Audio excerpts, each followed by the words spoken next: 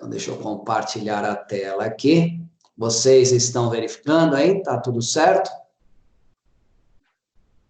Não, estou te vendo. Tá me vendo?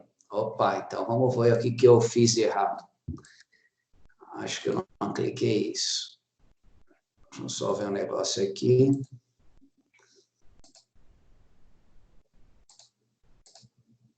Acho que eu esqueci de compartilhar. Vamos lá. E agora? Agora foi. Então, vamos lá.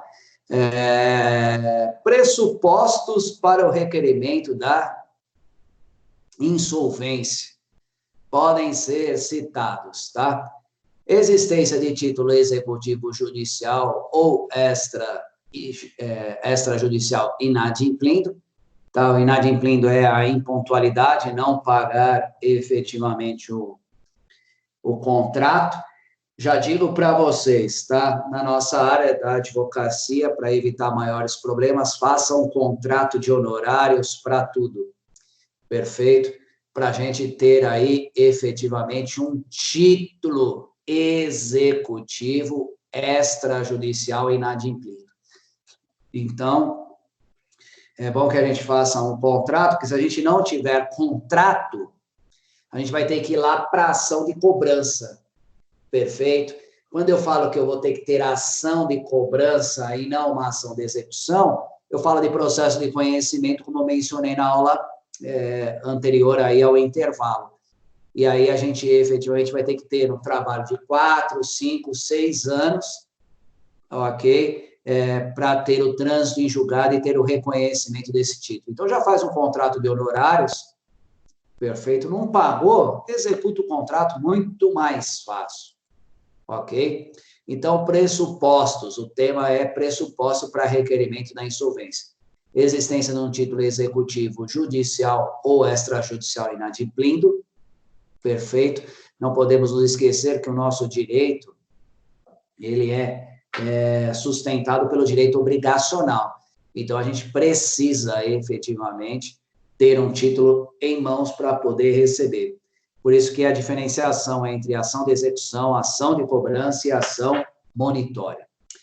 Demonstração da insolvabilidade do devedor, ou seja, seu estado de insolvência. Basta a gente tirar aí uma certidão de distribuição de execuções cíveis contra esta pessoa, tá? Para efetivamente demonstrar para o juiz o direito, comprovar, ok, que ele tem diversas ações em execução, ou então uma certidão no cartório de protestos, vendo que efetivamente ele não cumpre nada com ninguém.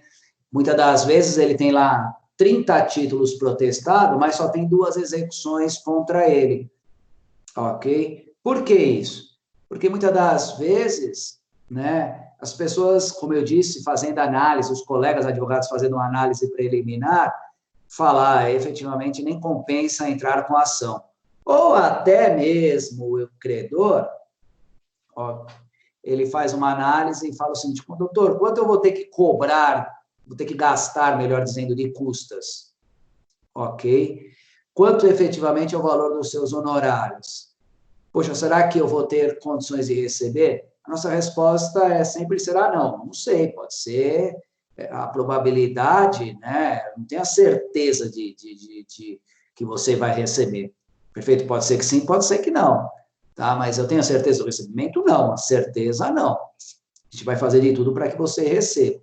Então, significa dizer o quê, doutor? Eu vou gastar custas mais honorários, X mil reais, pode ser que eu gaste dinheiro bom num processo que efetivamente eu não tenha a certeza do recebimento? Sim. Você vai pagar para ver. Ok? Ah, doutor, eu não vou fazer mais esse investimento de 2, 3, 4, 5, não sei, com custas mais honorários. Aí não tem o que eu possa fazer. Este é o valor. Porque aí vai depender do valor do título, né? Se o título efetivamente, quanto mais caro, mais custas para se recolher.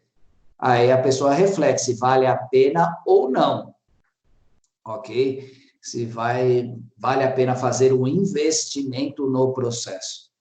Tá? Mas certeza do recebimento a gente não pode dar, é complicado dar certeza de recebido. Então, muitas das vezes, a pessoa só, que é o que eu estava mencionando, a pessoa tem inúmeros protestos, né?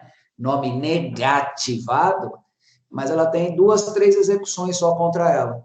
Então, nesta fase aqui de demonstração da insolvência do devedor, é bom que a gente tire a certidões de distribuição civil no Fórum Civil e a certidão de protestos, para ver quantos protestos aquela pessoa tem no nome dela, tá? Às vezes, a maioria das vezes, os protestos é bem maior do que no civil, por causa desses fatores que eu mencionei para vocês, né? Tem que contratar profissional e tem que recolher custas, tá? E a pessoa às vezes chega à conclusão que o investimento no processo não vale a pena. Aí é de cada um, perfeito? Ressalta-se que, ao contrário do procedimento falimentar, no caso de devedor civil, deve haver a efetiva comprovação do estado patrimonial deficitário do devedor, ou seja, que o seu ativo não é suficiente para cobrir o passivo. Então, a gente tem que demonstrar, como acabamos de mencionar, né, através das certidões, que ele tem efetivamente inúmeras ações contra ele e que o estado patrimonial dele é deficitário. Essa é a prova que a gente tem que levar efetivamente a juízo. Nesse ponto, a doutrina considera 2 provas de demonstração da insolvência: a insolvência real e a insolvência presumida. Perfeito? A insolvência real, a gente pode até demonstrar mediante essa certidão de distribuição cíveis, que já entraram com a ação contra ele e não conseguiram êxito no recebimento. Já se mandou ofício efetivamente para o Detran, já mandou-se ofício para a Arisp, já mandou ofício para o Bacen, perfeito, e não conseguiu receber, tá? Então, a gente já pode fazer esta prova real que efetivamente ele é um insolvente civil, perfeito? E para nós também, tá? Fazer esta análise, ok? Para ver se efetivamente vale a pena para nós entrar com a ação. Se alguém já tiver com um processo mais adiantado nosso, ainda a gente vai propor. Se a gente tiver com um processo adiantado, né? E a outra pessoa já mandou ofício para o Detran, para a Ares, para o Bacen, não conseguiu nada, voltou tudo negativo, você vai fazer o mesmo caminho que ela? Vai fazer o mesmo caminho? Você vai enfrentar a mesma dificuldade. Você vai falar, poxa, não tem muito que a gente possa fazer. Olha, o cidadão A já propôs ação contra ele, está na fase efetivamente de penhora, não consegue achar nada. Que é essa parte que a gente está falando, inclusive, de custas, né? Você vai gastar aí 3, 4, 5 mil, 10 mil em custas, perfeito, com esse processo, de repente não vale nem a pena. Não vale nem a pena. Né? Eu acho que você vai estar investindo dinheiro bom com um processo ruim. Perfeito? Inclusive, meus amigos, e como é que fica os honorários do advogado? Por favor, hein? Cobrar consulta. Senão você passa toda essa informação, né? Por isso que eu sou totalmente a favor de consulta, de cobrar consulta. Você passa toda essa informação, faz todo o levantamento para essa pessoa. Como eu disse para minha amiga Sandra Rinco, a gente gasta muito tempo fazendo tudo isso, e aí chega-se à conclusão de não entrar com a ação, de repente não é o melhor dos mundos entrar com a ação. Ele ficou com a informação toda pronta e a gente não ganhou nada com isso, só perdemos tempo. Então, cuidado, hein? Vamos lá, tem que valorizar nosso tempo. Do ponto de vista da doutrina, considera-se 2 provas de demonstração da insolvência: a insolvência real, como eu disse para vocês, tirando as certidões, e a insolvência presumida. Perfeito? Pelo levantamento que a gente já fez, presume-se que ele efetivamente não terá condições de pagar o que ele deve. Essas demonstrações, somadas à condição do devedor não empresário, levam à sentença declaratória de insolvência, que seria o requisito definitivo para ser considerado o devedor insolvente. Não podemos nos esquecer, como a gente já comentou, né, esta ação de insolvência é uma ação declaratória, processo de conhecimento, de jurisdição voluntária. Onde está aqui? O que é que eu estou procurando? Está aqui, ó. Trata-se de processo de jurisdição voluntária, tá? Aqui, ó. Trata-se de verdadeiro procedimento de jurisdição voluntária, pois não há contraditório quanto à fase de declaração de insolvência. Perfeito? Cuidado com isso, hein?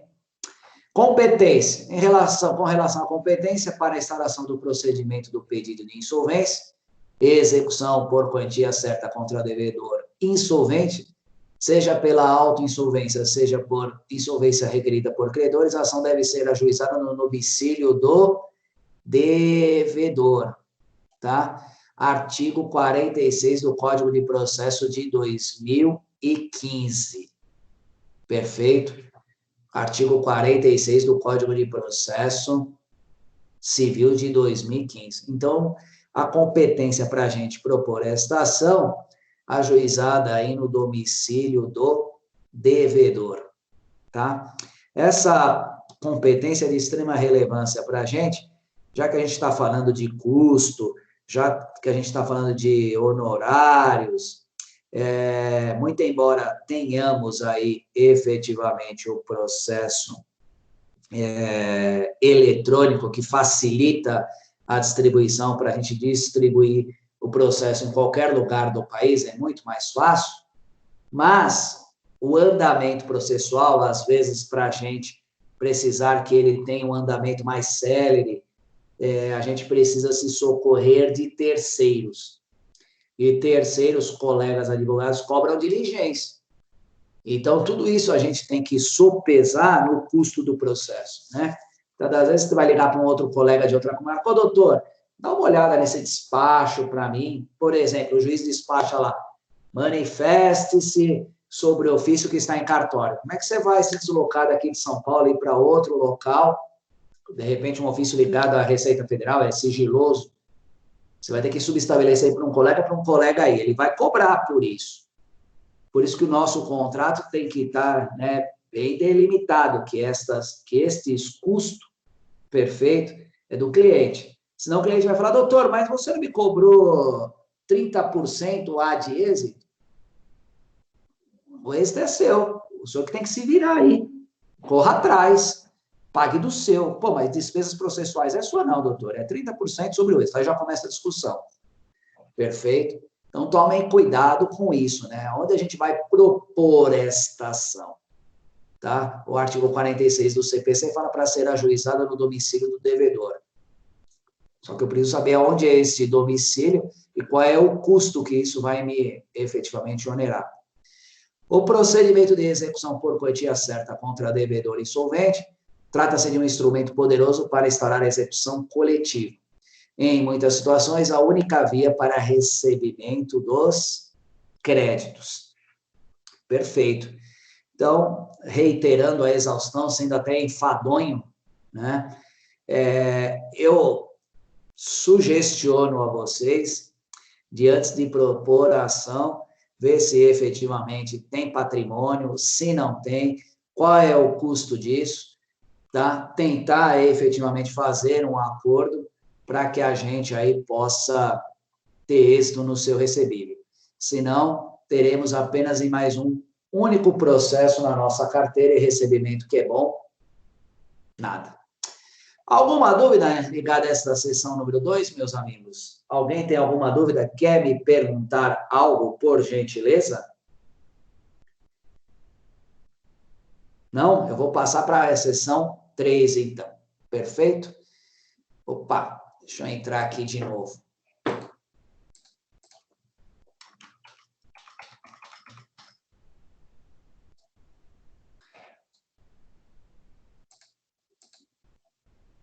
Opa, fechar.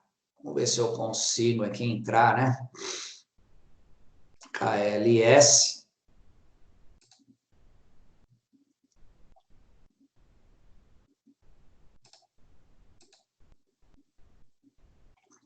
Web aula.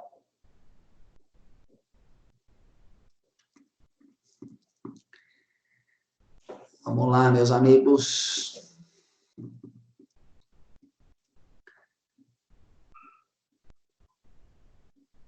Que demora.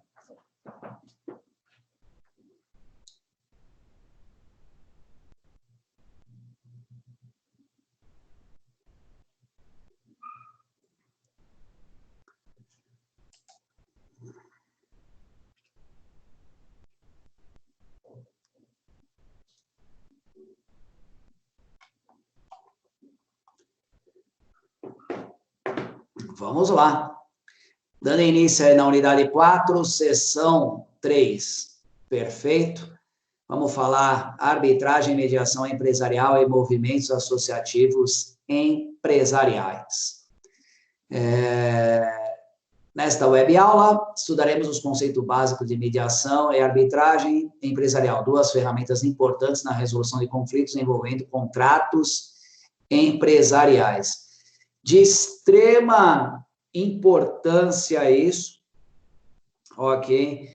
A gente efetivamente constituir uma cláusula compromissória, tá? Para se resolver contratos empresariais. Então, hoje, praticamente, em cada contrato que a gente fizer, é obrigatório que se tenha aí essa cláusula compromissória. Perfeito? É um requisito legal extremamente importante, tá, para a resolução de conflitos. A gente tem muita ideologia para se processar, né? Qualquer coisa, vamos processar. Só que a gente tem outros elementos que muitas das vezes surtem mais efeito que até o próprio processo. Tudo bem? Arbitragem empresarial. A arbitragem figura como modo alternativo de resolução de conflitos regulada pelo direito processual civil. Contudo, esse procedimento possui aplicação em diversos ramos do direito, destacando entre eles o direito empresarial. Tá? Quase todos os contratos que eu pego aqui no escritório têm cláusula compromissória. A adoção da arbitragem via cláusula compromissória tem sido largamente utilizada no meio empresarial, como meio técnico para resolver pendências contratuais, especialmente naquelas em que existam questões técnicas que, se levadas ao Poder Judiciário, poderiam gerar riscos de decisão equivocada ou repercussão negativas às partes. Por que ele diz isso? Pessoal, o juiz de direito, né? Olha que ele menciona, existem questões técnicas que, se levadas ao Poder Judiciário, poderiam gerar risco de decisão equivocada ou repercussão negativa às partes. O juiz de direito não sabe tudo, ok? Não sabe, ele não sabe efetivamente como se dá a operacionalidade de uma empresa na prática, tá? Então, muitas das vezes, ele não vai falar aqui que o juiz errou, né? Que o juiz não erra, o juiz se equivoca. Perfeito? Muitas vezes sai uma decisão contrária, efetivamente, do que se espera. Então, você afirmando aí uma cláusula compromissória de arbitragem empresarial é muito melhor, porque aí são as partes, efetivamente, elegendo uma câmara arbitral, né, para solucionar esta problemática. Muitas das vezes a gente tem mais êxito, fica mais fácil lidar, porque a gente tem o conhecimento técnico, tá, a respeito do assunto. Então, as partes têm o conhecimento, fica muito mais fácil, perfeito, de como efetivamente se dá processualística dentro da empresa. Contratos que estabelecem um relacionamento comercial entre as partes, tais como locação comercial e compra e venda mercantil, podem conter cláusula compromissória para resolver pendências e evitar traumas na relação jurídica, ou para realizar cálculos de lucros cessantes ou da extensão dos danos e prejuízos apurados em função da relação jurídica. A decisão através do árbitro de confiança das partes ou da câmara especializada na área tratada traz segurança de que a decisão será a mais correta e rápida possível. Pergunta para vocês, na verdade, duas. Primeiro, alguém aqui já foi numa câmara arbitral? O que acha da câmara arbitral? Segundo, a câmara arbitral passa credibilidade às partes envolvidas nessas relações de compra e venda mercantil? Ou vocês acham que, efetivamente, só o Poder Judiciário passa credibilidade? Hein, meus amigos? Falem comigo. Professor, Diga, Sandra Rimpo. quando eu trabalhava na FEComércio, eu participava dessas reuniões entre os empresários, onde eles discutiam a relação, essas preocupações e também algum problema que tivesse né, que estava acontecendo com alguma empresa. Então, geralmente, eles chegavam a uma conclusão, sim. O que deveria ser feito para que aquela empresa, sei lá, resolvesse determinado problema, entendeu? Isso acontecia lá. Olha, na aula anterior, né, a gente estava falando até de recebimento. Foi isso que nós estávamos mencionando. Falei várias vezes, efetivamente, de ficar no êxito e, de repente, não ter êxito nenhum. Ok? A câmara arbitral, tá? Vocês que estão vindo aí da nova geração, pensem nisso.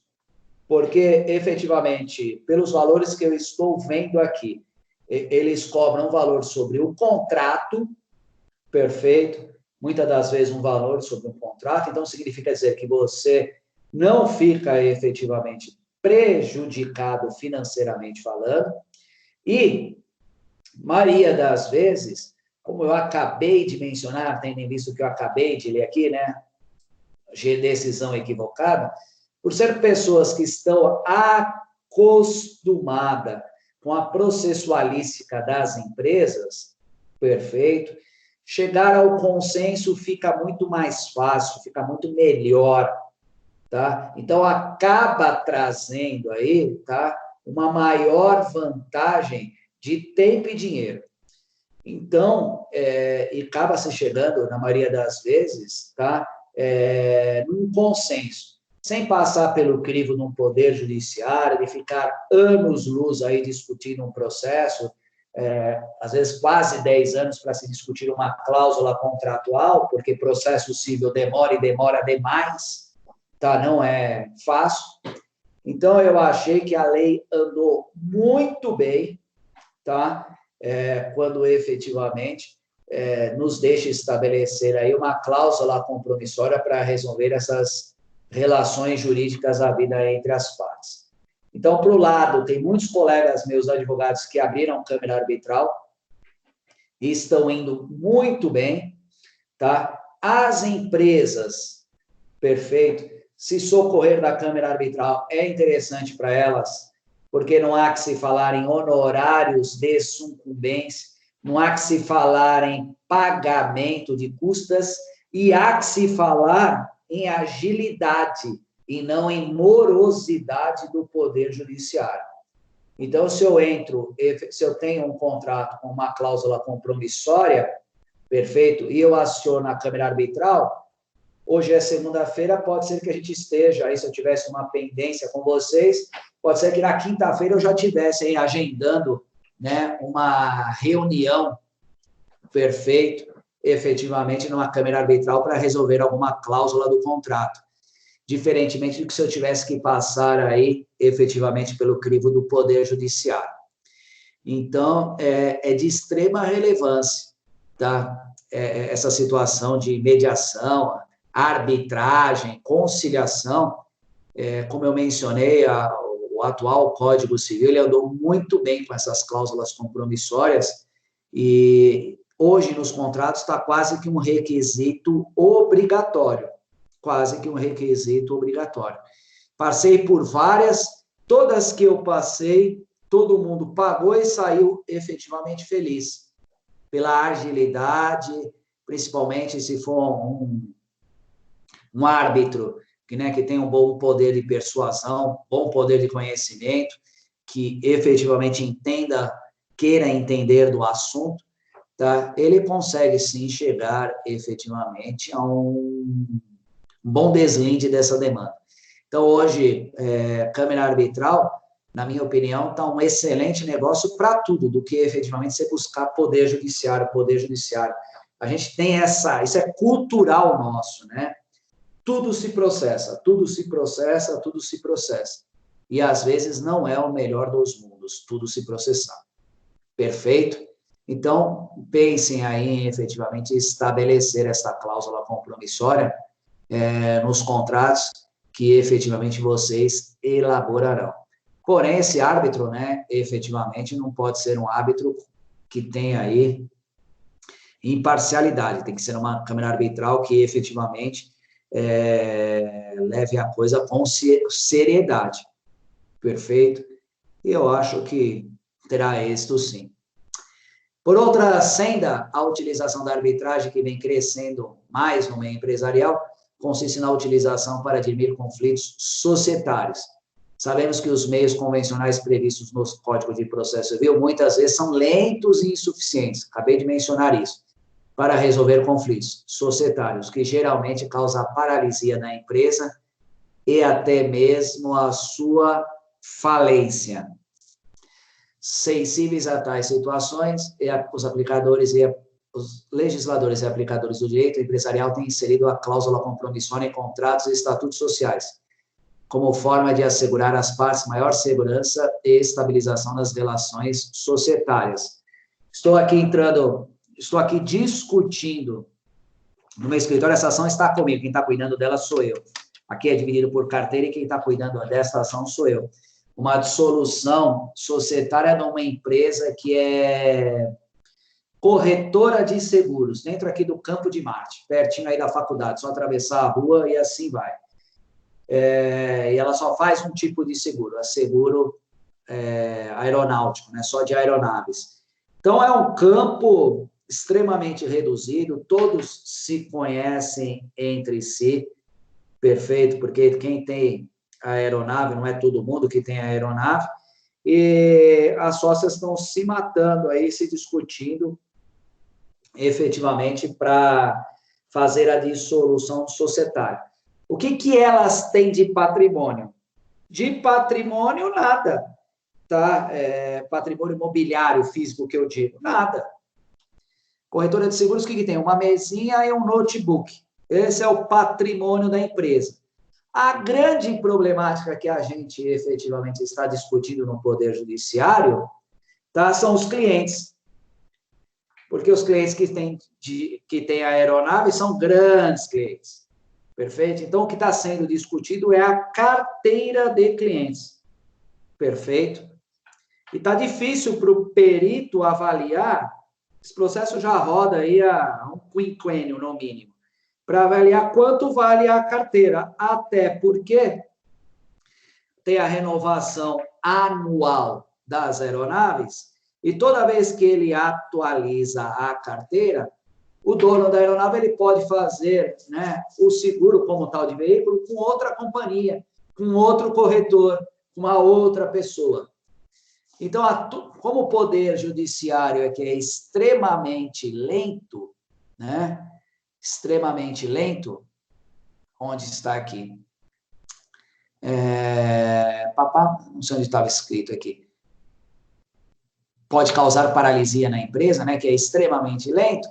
Toda vez que ele chega a um valor da carteira para se desfazer essa dissolução societária, está bem próximo da renovação.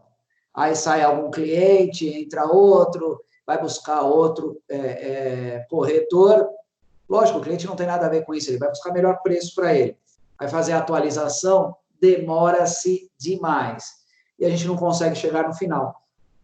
Ao passo que, se nós tivéssemos se socorrido, né, tivesse uma cláusula compromissória desse direito societário aqui, para dirimir esses conflitos societários, a gente passaria por uma câmara arbitral, faria uma avaliação muito mais realista de quanto vale esta carteira de clientes, perfeito, e poderia se chegar ao consenso, né?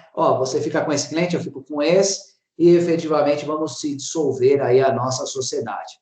Como não tem, a gente teve que passar pelo crivo, efetivamente, do Poder Judiciário. E a gente está encontrando essa resistência. Toda vez que ele atualiza o valor, tá? Algum cliente dono de aeronave renova com outro, ou sai da carteira. Aí o valor, efetivamente muda. Então, nunca consegue chegar no valor exato, e não vai conseguir mesmo. Contanto que eu cheguei para outro colega advogado e falei, meu amigo, é muito mais fácil a gente separar por cliente, entendeu? Se tiver uma carteira de 50 clientes, passa 25 para cá, 25 para lá, e elas que vão ser felizes. Senão a gente não vai conseguir chegar. E já está num custo exorbitante, porque o cara tem que conhecer de seguro, efetivamente tem que conhecer de aeronave, é um negócio extremamente personalizado, tá? Então, o investimento já não está valendo mais a pena. Então, a gente tem que pensar muito nessas cláusulas compromissórias para passar aí por arbitragem, pela Câmara Arbitral. No caso de sociedades limitadas, embora a lei seja silente quanto à sua utilização, observa-se que o Código Civil não veda a sua utilização como forma de resolver conflitos societários. Por esse motivo, pode-se concluir por sua possibilidade de utilização. Como exemplos, podemos afirmar que pode ser inserida a cláusula compromissória ou compromisso arbitral para diminuir os conflitos por pedido de exclusão de sócios por cometimento de faltas graves, conflito entre sociedades e titulares de cotas. Então, na verdade, aqui essa cláusula compromissória, qualquer coisa ligada ao direito societário, a gente pode fazer incluir. Isso já é bom saber no nascedouro, né? Lá quando vai se formalizar o contrato social. Então, vai fazer um contrato social, para quem está atrelado ao direito empresarial, que já coloque uma cláusula compromissória. Professor Marcos, o meu contrato é dos antigos, não tem.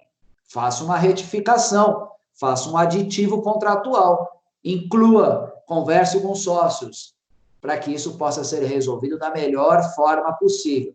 Professor, tenho interesse em abrir uma sociedade de advogados. Perfeito? Posso colocar isso? Deve. Deve. Vamos se desfazer uma sociedade de advogados? É a mesma coisa que o seguro. Escritório de advocacia é uma mesa, computadores, não é muita coisa. De imobiliário não tem muita coisa. O que vale? Carteira de clientes. O que vale? Processo. Perfeito? Como é que se a gente efetivamente quiser excluir algum sócio, porque tem um sócio que não trabalha, entendeu? Não está muito antenado, só quer passar no escritório, efetivamente não quer se qualificar, só quer passar no escritório para receber. Mesma coisa é quando se faz trabalho, sabe? Um faz e os outros copiam, né? Mas eu quero só passar para receber, só que aqui na escola recebe nota, no escritório recebe dinheiro. Mas a processualística é a mesma. Não é o caso de vocês, é lógico, né? Não é o caso de vocês. Perfeito? Poxa, eu só quero passar para receber. Não, vamos desfazer. Pô, mas meu nome está na procuração. E tá, ele tem direito. Como é que a gente vai fazer para dirimir esta problemática? Vamos dirimir de outra forma, da melhor maneira possível. Passar por uma câmara arbitral. Vamos ver os processos que estão em fase de conhecimento, os que estão em fase de recurso, e ver aí a probabilidade de êxito, e os que estão em fase de execução, na qual a gente já ganhou, e estamos agora executando. Fazer uma abordagem disso. Perfeito? No que tange às SA, Sociedades Anônimas, as alterações introduzidas pela Lei 6.404 indicam a difusão da utilização da arbitragem como forma de decidir conflitos societários. A lei, o artigo 109, parágrafo 3º da SA, é expressa em admitir a possibilidade do Estatuto Social prever as divergências entre acionistas e companhia. Podem ser resolvidas por arbitragem. Vejam que a lei aqui, né, colocou efetivamente, ok, tanto para as SAs, que são as empresas de capital aberto, ok, são regidas por Estatuto Social, como as pequenas e médias empresas que são efetivamente de menor porte, também pode ser efetivamente ter aí a cláusula compromissória. Interessante isso. Mediação empresarial. De acordo com o FALEC, a mediação empresarial consiste na facilitação por um terceiro neutro de negociação para a solução da disputa entre partes. O mesmo autor pontua que a mediação empresarial vem sendo praticada no país como de forma tímida, mas já existem casos de sucesso em mediação dos países envolvendo seguro, resseguro, construção civil, energia e questões societárias, disputas internacionais. Pergunta para vocês: qual a diferença de mediação e arbitragem? Qual a diferença de mediação e arbitragem?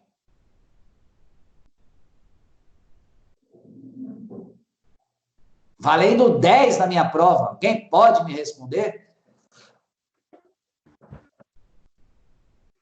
Na mediação, as partes elas são orientadas a entre si chegarem num acordo.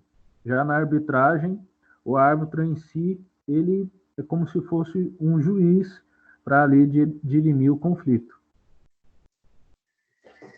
Quem falou comigo? O Pedro Ratti, é isso?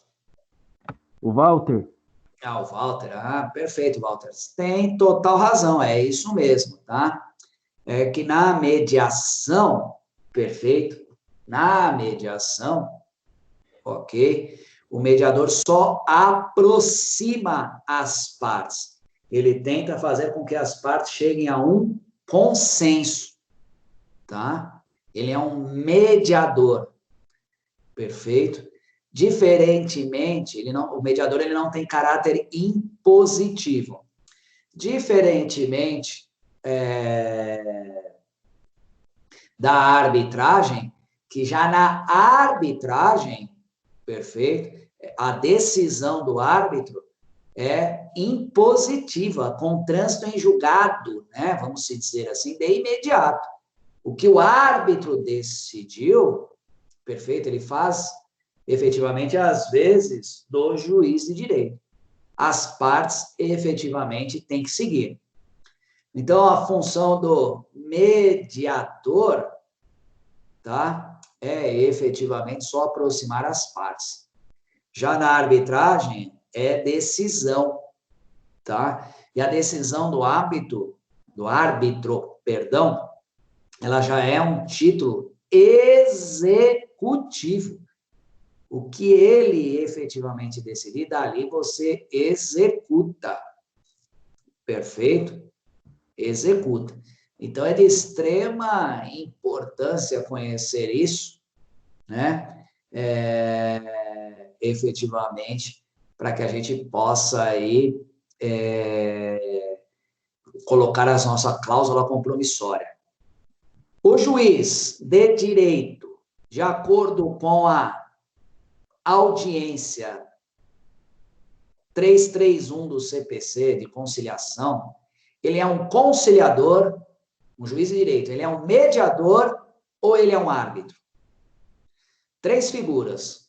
Aqui a gente só está vendo mediação e arbitragem.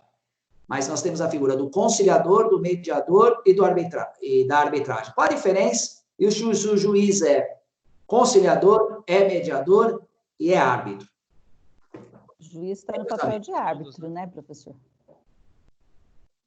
Não sei, estou perguntando. É, Alguém então, mais aí? eu acho que sim.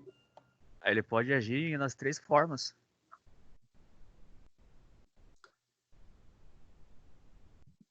Exatamente isso, tá? Quando a gente vai para uma audiência de conciliação, foi até a pergunta da Sandra Rinco no início da aula aí, perfeito, como é que estou fazendo com as audiências? Audiência de conciliação. O juiz fazendo o papel de conciliador, o juiz faz o papel dos 3. Ele primeiro, conciliação, ele abre a audiência falando o seguinte: as partes já conversaram entre si, perfeito, e nesta parte, fecha o áudio aí, por favor. Nesta parte, ok, deixa eu ir para cá. Nesta parte, ele só figura como conciliador, ele já abre a audiência falando. As partes já conversaram entre si? Aí a gente responde. Já conversei com o colega, excelência, não tivemos nenhum acordo, ok? Não conseguimos chegar a um consenso, infelizmente. Beleza. Até esta parte, o juiz agiu como conciliador. Ou seja, o papel do conciliador é apenas e tão somente aproximar as partes. Vamos sair da figura do conciliador, vamos para a figura do mediador, o juiz fazendo a figura do mediador. Doutor, qual é a pretensão, né, do reclamante e qual é a pretensão da reclamada? A pretensão do reclamante é 50, a pretensão da reclamada é 10. Poxa, doutores, pelo que eu estou vendo aqui, eu acho, ok, que 30 seria um bom acordo. Aí ele já está mediando, aí ele já está sugestionando. Perfeito? Então, na conciliação, é as partes falando entre si. Na mediação, é o juiz já sugestionando algo. Ele já está sugestionando. Ele já está mediando, né, essa conversa entre as partes. O que vocês acham? 30 é bom, não é? Ah, excelência, acho pouco, acho muito, não chegamos num consenso. Aí, ele entra na figura, né, de representação estatal. Aí ele entra na figura de árbitro. Beleza. Já que vocês não chegaram a um consenso, eu vou arbitrar, eu vou julgar. Aí ele já vai pôr o caráter impositivo dele. Perfeito? Então, o juiz, quando abre uma audiência, ele passa pelas 3 fases. Como conciliador, prestem atenção nisso, como mediador e como árbitro. Tá? Até para a gente se posicionar. Perfeito? E até para a gente dar agilidade processual. Muitas das vezes ele abre a audiência, por exemplo, é meu costume, eu sempre chego, eu vou conversar com outro colega da parte adversa, já para comer a primeira, né, já para encerrar, melhor dizendo, essa primeira fase processual da conciliação. Boa tarde, excelência, tudo bem? A gente já conversou lá fora, não tem acordo. Ok, a gente já tentou a conciliação e não teve acordo. Aí o juiz vai perguntar, mas teve acordo por quê, doutor? Ah, se a vossa excelência tiver alguma sugestão, sinta-se à vontade. Então, ele já entra na fase de mediação, para nem ficar perdendo muito tempo. Às vezes pega um colega lá que é intransigente e fala, doutor, eu quero efetivamente ir para a instrução processual. Então, já chega para o juiz, já entra na sala de audiência, excelência, vamos direto para a instrução, para nem ficar passando pela fase de conciliação e mediação. Vamos já instruir para a gente dar mais agilidade. Ah, beleza, então não vai ter mesmo? Ok. Então, vamos ouvir as partes. Perfeito? Mas o juiz acumula as 3. Via de regra, ele abre, tentando aproximar as partes, a conciliação, ok? Aproxima as partes e deixa que as partes conversem entre si. Ele só fica ouvindo, não fala nada. Vendo que não tem consenso, ele vai mediar, ele vai sugestionar, ele vai propor algo para ambas as partes. Perfeito? Não surtiu efeito, aí ele é juiz para isso. Ele vai ter que se decidir, ele vai ter que se impor, ele vai ter que se manifestar. Perfeito? A mesma coisa acontece aqui no mundo empresarial. Tudo bem, Sandra Rinco? Deu para entender isso ou não? Sim, professor. Tá? Então, tenham em mente, o juiz sempre, tá, vai começar com a conciliação, vai para a mediação e depois ele efetivamente vai para a arbitragem, tá? Que aí efetivamente é sentença, caráter impositivo. Ok? Pergunta. Depois que ele arbitrou, as partes podem fazer acordo?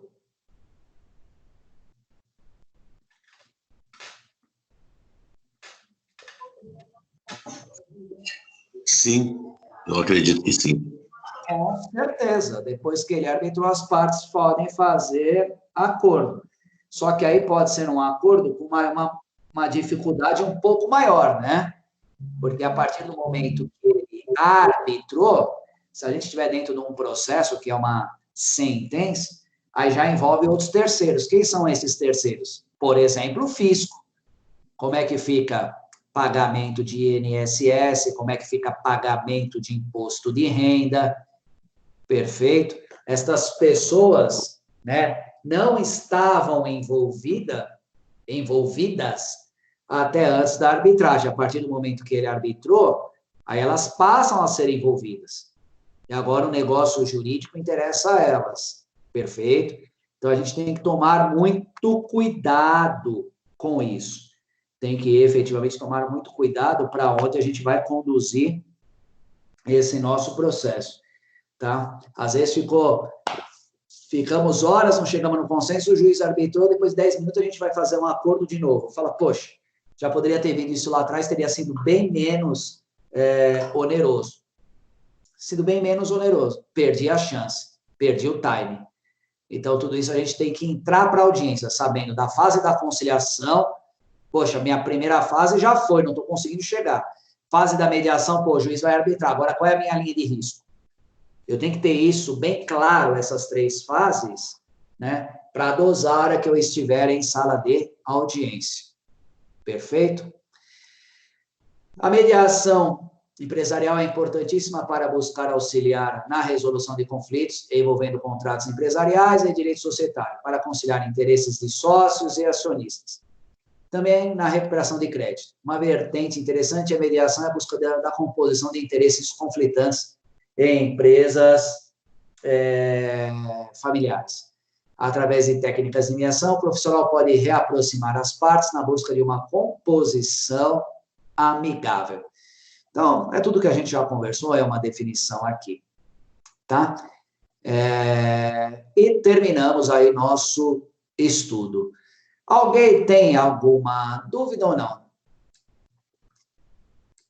Quer me perguntarem algo? Eu quero fazer um negócio aqui, só um minutinho. Deixa eu ver se eu consigo.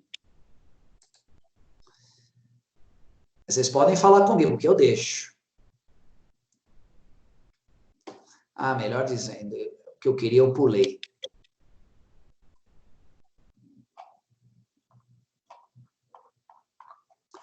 Calma aí, calma aí, calma aí. Vamos assistir esse videozinho. Como ocorre um processo de intervenção e liquidação de uma sociedade? Esses 2 procedimentos são previstos pela Lei 6.024, de 1974, que tem por escopo a execução coletiva dos bens de uma sociedade, bem como o pagamento aos seus credores. O conceito de intervenção consiste em um processo administrativo para a recuperação da instituição financeira, a fim de evitar a liquidação extrajudicial ou falência. A intervenção pode ser decretada pelo Banco Central do Brasil ou por outra entidade governamental responsável. Já a liquidação extrajudicial de uma empresa é um procedimento liquidatório da sociedade, como a falência.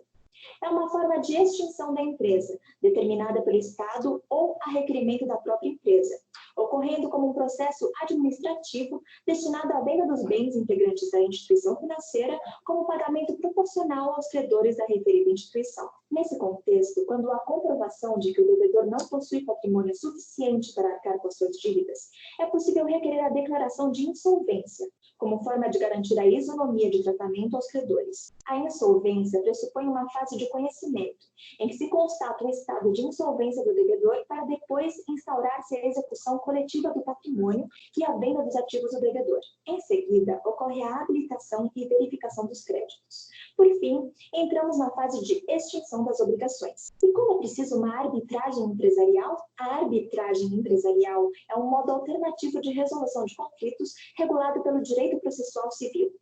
Como meio de solução eleito pelas partes, a arbitragem afasta a atuação da jurisdição estatal, permitindo que a decisão seja proferida por juízes privados. Entre as vantagens está a rapidez na resolução de demandas, em contraposição à já conhecida demora do Poder Judiciário. Já a especialização na matéria do conflito pode tornar a decisão mais precisa.